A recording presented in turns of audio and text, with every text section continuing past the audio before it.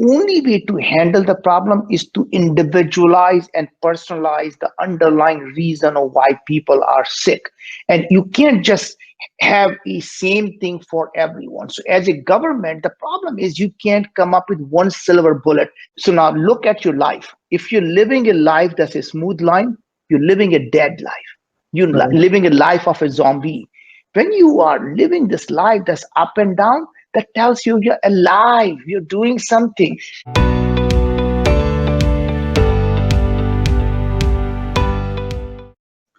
We are in 2020 and dealing with one of the worst global crises most of us are seeing in our lifetime today, unless we are like 103-year-old. My father is 74-year-old. I am 41. My daughter is about 7.5-year-old. And let's imagine 2053 and the cycle repeats. I'll be of the age of my father is today. My daughter will be of the age of I am today. And hopefully her kids may be around the same age what she is today. So sometimes I ponder over how the humanity will look like in 2053 and beyond. Hello everyone, this is C K Vishwakarma, founder and CEO of All Things Connected Singapore. With me today in this All Things Connected Experts Insight session is Naveen Jain, founder and CEO of Viome. This is our very first conversation I'm having with Naveen. And how do I know Naveen? One of the key reasons is we went to the same institutions, Indian Institute of Technology, Roorkee. But Naveen graduated actually the year I was born. But Naveen, this doesn't make you old because I'm sure you are about the same biological age which I'm today. That Naveen is is a true. serial entrepreneur, as philanthropist. He is very passionate about solving the world's challenges through innovation. And I have heard his some other talks. He start solving those problems by asking the right questions. Naveen, it is my honor to have you in this conversation today. Well, CK, it's an absolute pleasure and an honor to be sharing my thoughts with you and your audience. Thank you so much. So I have a couple of questions. So let me start, and I would like to dig deeper in your brain and maybe mind to seek your views on the scenario which I mentioned about Mhm. my son, Yeah. my daughter, and my father as a Mhm. change in the generation. Sure. And we'll also discuss the impact due to the innovation in healthcare as well as the current challenges we most of us are going through in COVID, Mhm. and how we should prepare for the future and how the humanity will evolve Mhm. or has evolved in the last 45, 40, 50 years, and how we see or envision in the future. So Sure. how do you look at the transformation of this healthcare and the Mhm. humanity in, let's say, 1980 to now and next 40 years? Okay. Well, first of all, CK, we are living in the most innovative decade in the human history, period. And the next 10 to 20 years are going to fundamentally change the trajectory of how humanity is going to live. So 50 years from now, we would actually have solved the problem that we face today. There would be nobody getting sick from infection. There will be no chronic diseases.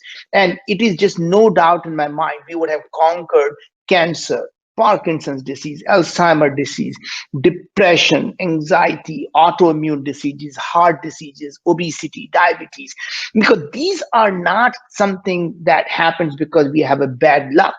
It is because we end up making bad choices. So our diseases are a manifestation of bad choices, not bad luck. Right? And a lot of the times we make bad choices because we don't really know, because we don't have any information about our body, so we treat our bodies like a black box. We somehow believe that certain things are good for us even though they may be harming us, right? So for example, a lot of people think if they eat healthy food and they believe there is something called healthy food, they can stay healthy, right?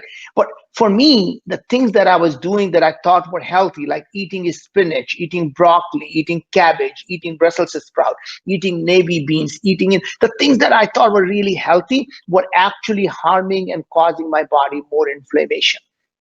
And as I cut down to eating those foods, not only I lost weight, I have more energy. I am now actually sleep better. My life has fundamentally changed once I understood what was happening in my body. So to me, if you go back, even in the next 20 years, we will get rid of these diseases that today are actually taking the lives of many of the great people on earth, right?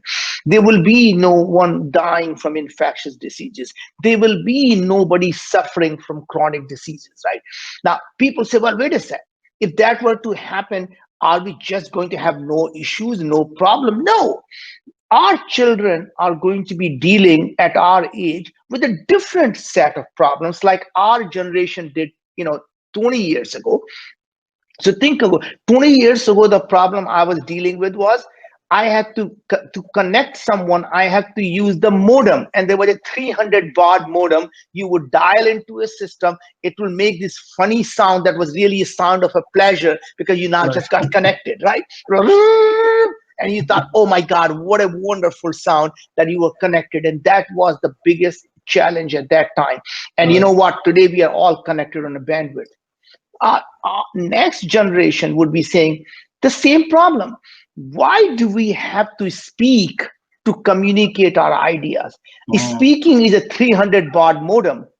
I can think 100 times faster than I can speak, and my only way to communicate with you is through this, that low bandwidth modem that we are using right now called speech. Right now, what Right. if we can have a broadband between your brain and my brain? I can simply think and you can communicate with yourself. We can now asynchronously communicate with millions and billions of brain. Instead of subscribing to AOL, you'll be subscribing to people's brain. You'll be able to upload their brain anytime you want. So when they learn new skill, we upload. Our kids are going to be talking about, why do I have to spend 4 years of my life sitting in a class learning something that takes 90 minutes to communicate this idea when I can upload my professor's brain in 30 seconds, right? Right. Correct. So my Correct. point is all these things are going to be problem. Today we look at even analyzing our body. I mean, we do it such a crude way that somebody in the future is going to think of us like putting a leech in our body, like we used to think we'll put a leech in the body, it's going to bleed the thing out, and somehow we're going to get better. Guess what we do today? To understand what's happening in our body, we actually puncture our veins, draw the blood out like a leech, and then analyze to see what is going on. I mean, this will be considered barbaric. People are going to say, Dad, in your generation, you literally punctured your body and you got Right. the blood out and you analyzed it. What kind of barbaric people were you, right? Because in their generation, you're going to have the nanobars, like tiny molecules inside our body. It's going to be constantly analyzing it, communicating via Bluetooth with your devices. It is going to be repairing our organs as they're being damaged. It is going to be providing the nutrients where the nutrients needed. I mean, imagine the whole idea of our body is created using these red blood cells that take the oxygen from our lung and go everywhere and provide the oxygen. And one day when a heart stops beating, we all die. Now imagine, I mean, how Right. crude is that? We have literally this pump that is pumping in our body that's keeping us alive. Why can't you just have these nanobots that are pre-filled with oxygen? Whenever the heart stops beating, no big deal. You will go out and these nanobots are pumping the oxygen everywhere. It will call the doctor and say, hey doc, I think the heart is no longer seems to be doing its job. I'm going to take a quick shower. Would you start printing a 3D printed heart for me? You already have my stem cells. You already have my cells. Can you start printing a new heart for me? And I'll be there in about an hour, right? And you go Right. there, the new heart is ready for you. It will come there, replace it, and you're good to go, right? You've been drinking too much, and you say, Doc, I think I need a new liver here. Can you get a new liver for me printed? I'll be there in a couple of days later, right? My Right. Right. point is, all these things look so science fiction, but every single thing that looks like a science fiction today will become a science reality one day, right? So point is, our future is going to be extremely bright. Our future is going to be connected. Our brains are going to be connected with the cloud. And people start to just feel really funny about this idea of our brain are no longer executing the thing that makes us human. We are outsourcing our decision making, are outsourcing the function of our brain to something else out there called cloud. Now, just to think, how quickly we change and we adopt, and it's no longer a strange thing to do. When I was 20, 30 years ago, I remembered every phone number I called. That's the only way you had. I mean, before the contacts and the phone came along, the only thing was you remembered those phone numbers, right? Correct. Correct. Today, so what was that? My hippocampus in my brain that actually remembered these things. I no longer use my hippocampus. What do? I put them on the cloud, and I use this device called iPhone to Mhm. actually communicate to the cloud that actually through my visual cortex. So I see the phone number, my visual cortex sees it, it transmits it to my brain, and now my hippocampus actually now is able to get that number directly from the cloud. And people say, memory is one thing, but God, in terms of decision making, I'm never going to outsource my decision making because that's what makes us human, right? Now, here comes along, I'm driving, and Google Maps tells you make a left turn, and you're thinking, oh, the Google Map is so screwed up. I Right. know the shortcut. I'm going to take a right turn. I know exactly where to go, and you get stuck in the traffic. Suddenly, what happens next time? You say, I'm going to follow Google because it knows what is going on. And suddenly my decision making is out the window. Google says, make a left turn. I, like a blind man, I make a Mhm. left turn. Guess what? Even that's going to go away because your car is going to be self driving. It automatically knows to make a left turn. It brings you from one point to another point. And suddenly, all the decisions that you are making are out being outsourced to the cloud. Now, the biggest thing that I really find fascinating is my mom will always tell me, focus, you cannot be in two places at the same time, right? And I'm thinking, she obviously did not realize that being in a place, what does it really mean being in a place? It is my visual cortex, my auditory cortex is hearing it, right? And in some sense, my sensors, we really have few sensors, right? So the smell that is going through my nose, I have some haptic feedback of my shaking someone's hand. My brain doesn't know where Yeah, this I am. sensation is coming from. Right. In fact, it can easily be fooled. Anyone who has played with a virtual reality knows what I mean, right? In a virtual reality, when you see a floor that if you take a step, you falls, your brain stops you from taking a step, even though you're standing on a solid Right. floor. Right. If you played a game called Edge, I still remember you just take one step further, and now you're up on a lift, and it says you have to take a step forward to jump out. Your brain says you're going to die. You cannot take that step, even though you know you're not going anywhere. But my point is, if brain can that easily be fooled, what if I am asynchronously now on a high bandwidth, being in Singapore, I am in Atlanta, I am in Seattle, I am in San Francisco, and my brain can feel every single place. Am I really in the five places at the same time? My brain has the same memory of being there. How is it any different, right? So my Right. point I'm trying to make is that all the things that people are starting to feel that these problems exist and they will exist 50 years from now haven't seen what the future is going to look like for the humanity. Our future is going to be, as you said, is all connected. It is going to be all together. And what we cannot even imagine today is the only things we won't be able to do because our imagination is the only barrier to what we can achieve. Absolutely. You give me a lot of thoughts, and these are the few idea which I was keeping in mind when I was conceptualizing the name of the company. That should I call it a .ai? Should I call it some 5G related things? Because, but my belief, like you said, the future is all about connected. Whichever technology we have today may change in the future, maybe 50, 100 years down the line. But fundamentally, things, humans are going to get connected. And hence I chose the name All Things Connected. You also suggested few thoughts, like you said, about like getting the brain dump or downloading the brain from let's say Naveen's idea into my brain instead of figuring it out how to connect through a Zoom or VC call. right? So I'm kind of envisioning already like 2053 what it will look like. But continuing our conversation, we are technologists, you are technologists, and have created number of companies in information technologies, internet technologies, space technologies with MoonX, and many of them. And some of the challenges or the problem of the future world you mentioned about it could be technology related, that what we want to do, but technology is not available.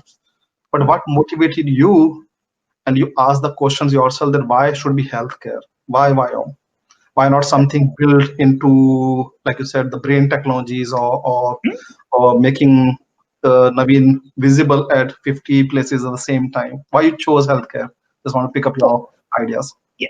Yeah. So the first thing to me, anytime you start a company, the first question you ask yourself is, God forbid you are actually successful, how many lives would it improve?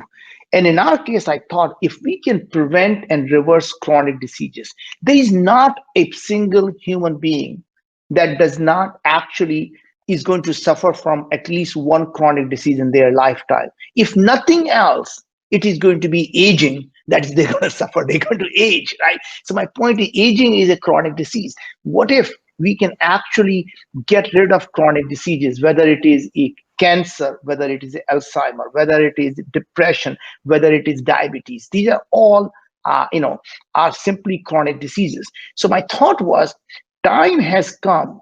The technology is now powerful enough that we can actually prevent and reverse chronic diseases. Because to solve this problem, it has to be the confluence of many technologies has to come together for it to happen. So you have to be able to digitize the human body, because our body is analog. How do you digitize it? That means cost of sequencing has to plummet down to be a price point that you can afford. No longer you can pay $10,000 per person. I thought, when we started a company, it was over $1,000. And I was convinced that in 2 years, it'll be down to $100. Guess I didn't realize it was going to be down to $10, right? And we said, look, if the sequencing is happening and now you digitize the human body, that's a massive amount of data. How are you going to process it? We're not going to have a supercomputer. And guess what was happening? The cloud computing actually offering you the more power than any supercomputer ever had. Right. And the cost of processing the data was coming down so fast. I realized that even though it cost is so high now, in few years is going to be down to a few dollars, right? And that's literally what happened. When we started the company, we were paying $38 per sample, and now it's come down to a few dollars per sample, right? And that's literally the cost of processing.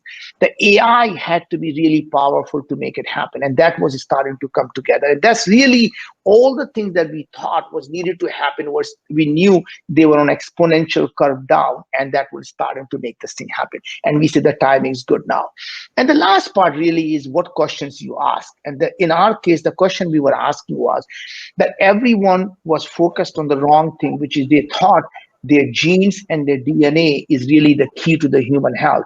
And what my theory was, since I'm not an expert, which is really what makes me so disruptive, is to say, your genes don't change. Your DNA does not change when you develop obesity. You get 200 pounds, your DNA is the same. You become depressed, your DNA doesn't change. And any of these chronic diseases, your DNA never changes. What is changing is your expression of the DNA. So your RNA changes. Your gene expression is changing, not your genes. So your genes are not your destiny. Your gene expression is. And we thought if we can focus on gene expression, which is asking ourselves what is being expressed, not what is there, would be the right question to ask. And that actually what created Viome. And that to me is a way of thinking differently. Yeah, I think you mentioned a couple of things, and if I can summarize for the benefit of the audience, you mentioned about the timing, right? Yeah. Because a lot of ideas, I'm sure, were there 50 years ago, 40 years ago also. Yeah. But having the timing right in terms of the technology readiness. For example, when I graduated from Roorkee, we started building up some sort of advanced energy meters, but technology wasn't there, so it was not commercially making sense to build something at that time. But right now, if you look at any energy utility company, everybody's talking about smart meters, because now we have got connectivity super cheap, we got computing super cheap, and a lot of AI, ML, as you mentioned. So one is the timing of not just the idea, I think timing of the market as well as the timing of the technologies. Second, very important point you mentioned about asking the right question, and which many of the people don't do because they start looking at the solution first without spending enough time on the problem. And while it is old saying that the problem well defined is a problem half solved, uh, but and this way, like I said, a lot of companies or professionals or entrepreneurs struggle that they get into the hype of the technology. Let me build another AI. Let me build another platform. If they spend, I think, good enough time to define the problem, I think they will be able to solve those problems better. And lastly, which you also highlighted, that we don't have to be expert to get into the space, right? So sometimes this is a fear which many professionals have, that I do not know. I do not know that how do I start. So Hmm? get into that. I think learning by doing is the best way to do it. I think you have done that pretty well in Viome and many more of them. So you touched upon the problem which Viome is trying to solve, which is the health part of it. I'm not sure about the most other individual think about it, but let me tell you my personal concern. I'm not so much worried, frankly, about dying, but I'm more worried about aging unhealthy, sick, maybe Hmm? financially or physically weak, and most importantly, Hmm? mentally if I'm not stable, unfortunately. So, and as the innovations healthcare is helping individuals to live longer, which is great physically, but if we don't focus on aging well, then I think it's not the right approach of kind of solving the problem. And the world is not getting any younger. So, right. So look at Japan, look at Singapore also. So Singapore is getting older, and that's why Hmm? there's big strong focus from government as well as one of the key pillar of smart nation about addressing aging population in Hmm? Singapore.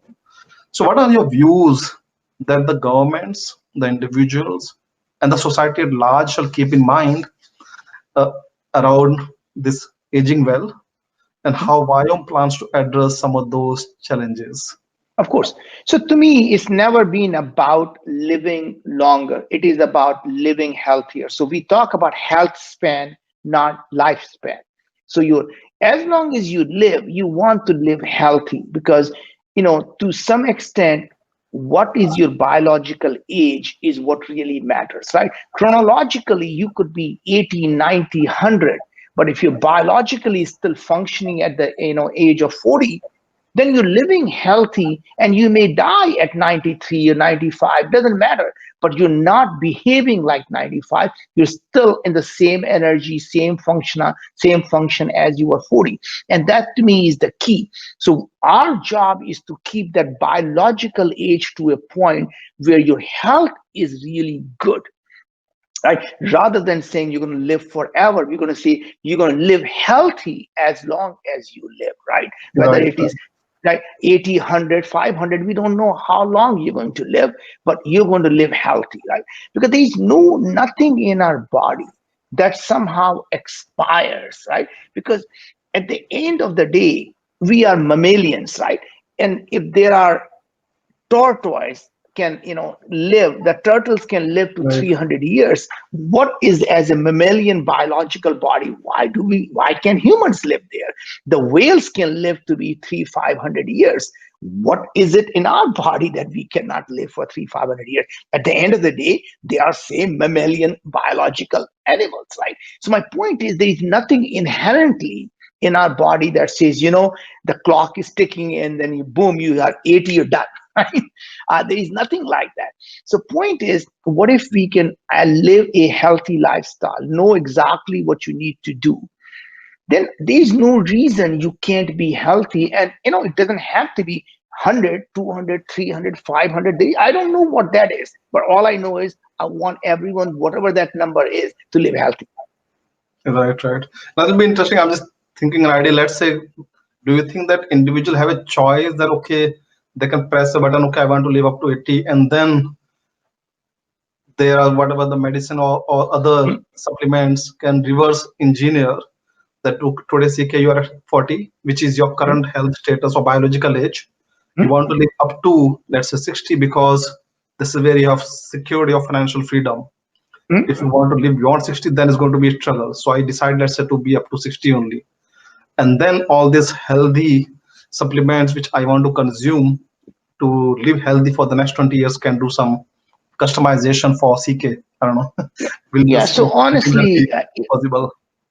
So honestly, the idea of what you believe will, that, financially or otherwise, you don't think you have enough financial safety. You don't know how world changes. It takes a small action that you take today changes Mm, the trajectory of what may happen 10 years from now. If you notice that every entrepreneur out there struggles and think it's the end of their entrepreneurial journey, right. and once they come out of that valley on the other side, you are next Zuckerberg, you are the next, Larry Page, you are the next Musk, right? Musk thought he had no money, he was bankrupt, he had no money, right? And the next thing, now he's one of the richest person in the world. So what takes it takes one idea, one thing, one success, one person saying enough is enough, creating and never letting go, never ever forgetting that it's your purpose in life to solve that problem. And if you believe, you're willing to die for it, and you're going to live for it, right? And people who believe and obsessed about those solving the problem end up finding a solution to that problem, right? So to me, I never worry about what is there today. So I never focus on what is, focus on what it can be. And you constantly live for your North Star. And you have no idea how you're going to get there. But the Right. universe will find a way to get you there if you put the intent out there. So I'm a big believer. You put an intent out there and universe aligns itself to make it happen. Correct. Correct. And it perfectly makes sense for entrepreneurs as individual. But just picking up your thoughts on from if you have any thoughts from the government perspectives, like what the governments should be doing it to address this Yeah. issue of aging population. Any thoughts on that?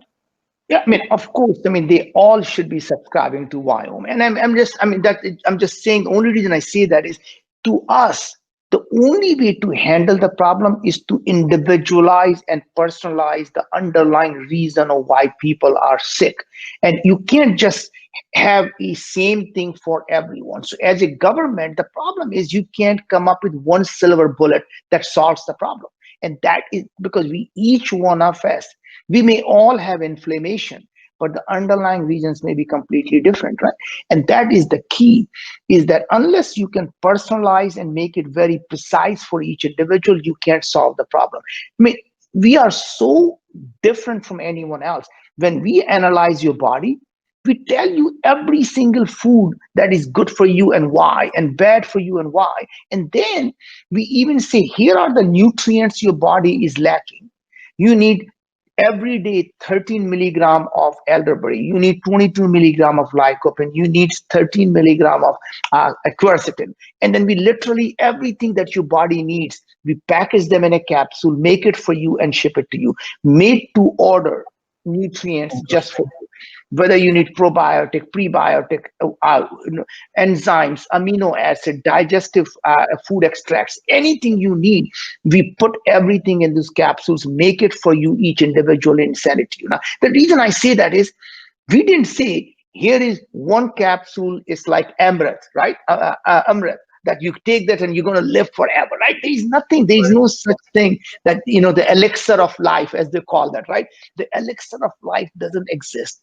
The elixir of life is individualized, personalized, precise, and it is dynamic. That means you can't say, I now found my elixir. If I just keep taking it, I'll be fine. Guess what? A year from now or 6 months from now, that elixir would be different elixir, right? Because every time your body changes, you adapt, and you have to constantly keep retuning your body. And that's the reason what we do is we test you every time, we give you what your elixir is, and then we retest you and you readjust your elixir, and we just keep doing it.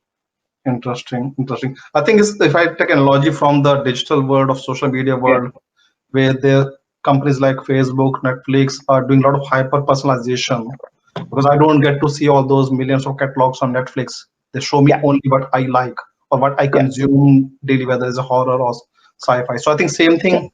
The future of healthcare or hospital, but I think from the government perspective should be, like you said, hyper personalization. Instead of running the healthcare like a Yeah. factory, like a Mhm. the Mhm. user process for everybody the same. If we can do hyper personalization, and companies with like Viome and more, hopefully will kind of help them to get there in a Yes. sense. That is the only way to do that, unless the today's healthcare system is designed as a reactive system. I do what I do when I get sick, I go to the healthcare system. That has to change. It has to be that Correct. you individually, you actually should be prized, you should be incented to stay healthy. And if you get sick, you're paralyzed. Doctors should be paid the same way. Doctors should be paid for every person if they're patient, as long as every patient is healthy. The minute the patient gets sick, the doctor stop getting paid for that patient, Yeah, right? I mean, So very interesting thoughts of this reward and penalization model that reward how healthy you are. yeah, And I'm sure we are getting into some different thought process of the social scoring, which some of the countries do. So give a score to individual who is healthy. So what defines a healthy could be also different parameters for CK, for kids, or for somebody else. And the same time, like I said, the doctors and the hospital care system should also be rewarded. How are they keeping the system healthy? Because right yeah. now it's pretty much reactive, like I said, that we act upon when something goes wrong. But how do we try to be proactive so that we avoid those things not to happen? Or worse, we Right, actually exactly. benefit when people are sick, right? So if Yeah, I'm a exactly. hospital, I benefit when you are sick. I don't benefit when you are healthy. So what am I supposed to do to keep you unhealthy?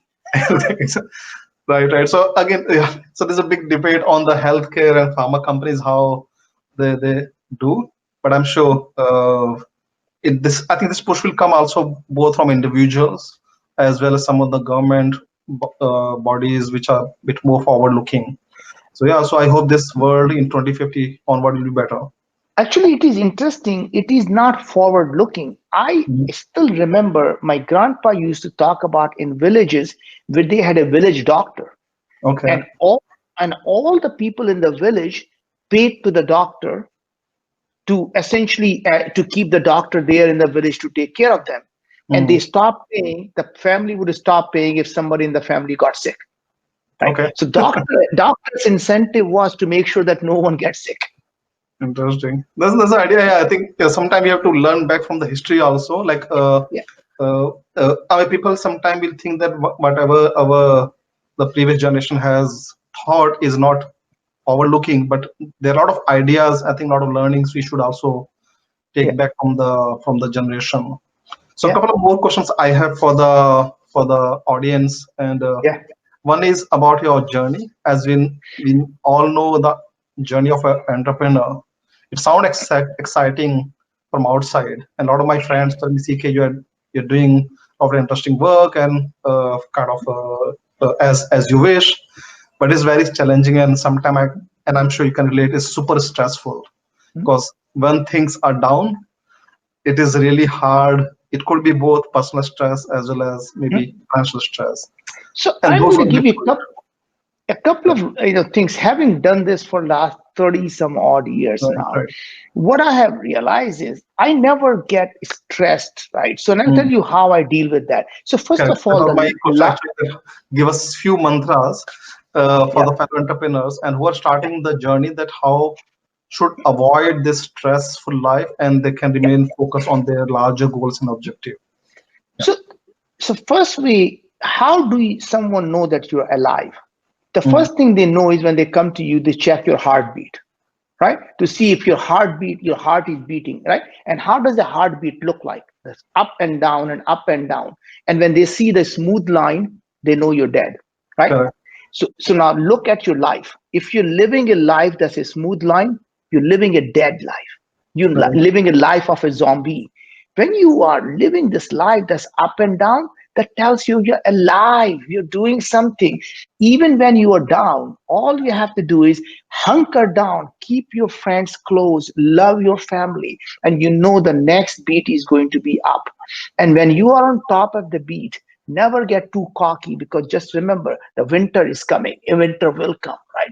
And that is, to me, is really the mantra of an entrepreneur. There are going to be downs, but expect them. As if you don't accept them, accept and expect. That's both the thing. You have to expect they're going to happen, and you have to accept it is happening, right? And then you can able to go through that. The part that I really, to some extent, I follow every day, and is literally I tell all of our children, and is, look, if the if the thing is out of my control, I never worry about it. I'm thinking, look, there's nothing I can do. I just don't get stressed. It's out of my control. And there it is what it is, right? And interestingly, if the things are in my control, I never worry about it, because I am the best I can. I am doing the best I can. And always remember, it is what it is. It will be what will be. And the minute you, and really honestly, it goes back to Gita, right? Karmanye vadikaraste ma phaleshu kadashan. The Right. focus on your action, not on the fruit of the thing. Don't worry about the outcome. Outcome will be what the outcome will be. Focus on the action you're doing. Make sure you are really focused. Make sure you're doing everything you can in your power. And then let the outcome be what the outcome is, right? And you don't worry about it, right? So, one of the things that really keeps me sane when you go through this journey is to know that these things that look terrible today, I lost this contract is not getting signed. And you think and say, if 5 years from now, would I still be worried about it? The answer is, I would say, what? No. Yeah. Right? My point is, so put that in a perspective. When you wake up in the morning, you have a wonderful daughter. She loves you. She walks up and gives you a hug. When you get out of your bed, your joints don't hurt. You have a loving family, and you're worried about the contract not being signed. Really put that in a perspective. Right? I So completely agree. Yeah. and that is really the thing that always never, these things never, ever, ever stress. And the last thing I would say would be really is simply believing that universe, call that God, whatever the terms you want to use. Universe and God is your friend, not your enemy. And what that means is, even if something bad happens, I look at this stuff and say, you know what? Universe has a plan for me.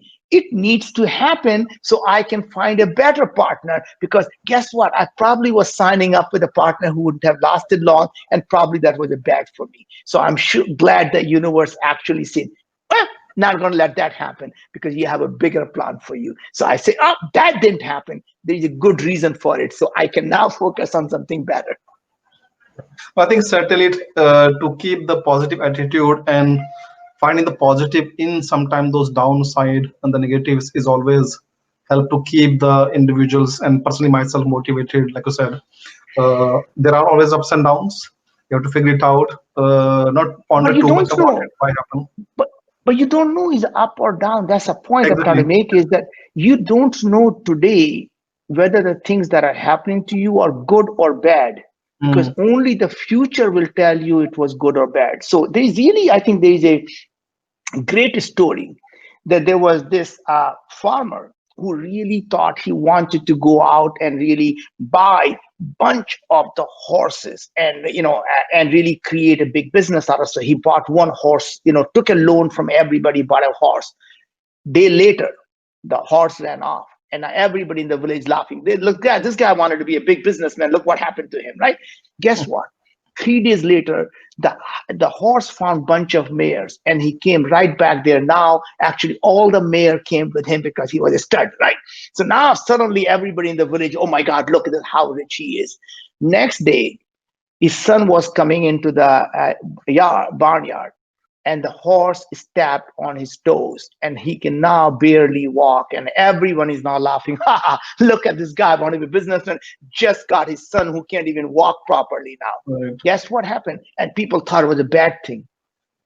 Month later, there was a draft, and they came to the village and they wanted to take everybody's son who actually was able, and they left his son because he couldn't walk properly, and everybody's son got drafted. Now everyone was saying how fortunate you are, you still have your son. Our son is out there fighting for and never come back. So my point is, you never know when things are happening, it is good or bad, until someday in the future you will know it was actually good while you thought it was bad. Right. Actually, I have not changed my thought process here because, like you said rightly, sometimes we think what is happening is either bad or good, but we Yeah, don't have a baseline unless we look in the future that's my and point. then look back. So Yes. yeah, so I think it is really interesting to give me some more thoughts to look at how to manage Yeah. certain situation. So I'm going to wrap it now.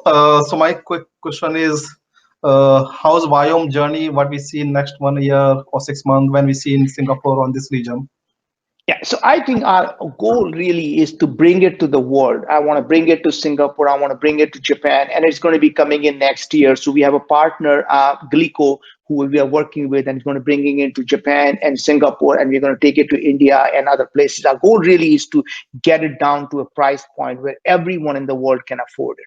And that is my goal, is to be able to make sure that we continue to innovate, continue to bring new innovative product, and really make sure that the billions of people in the world can live a disease-free life. And that is our goal, is can we create a world where being sick is truly a matter of choice?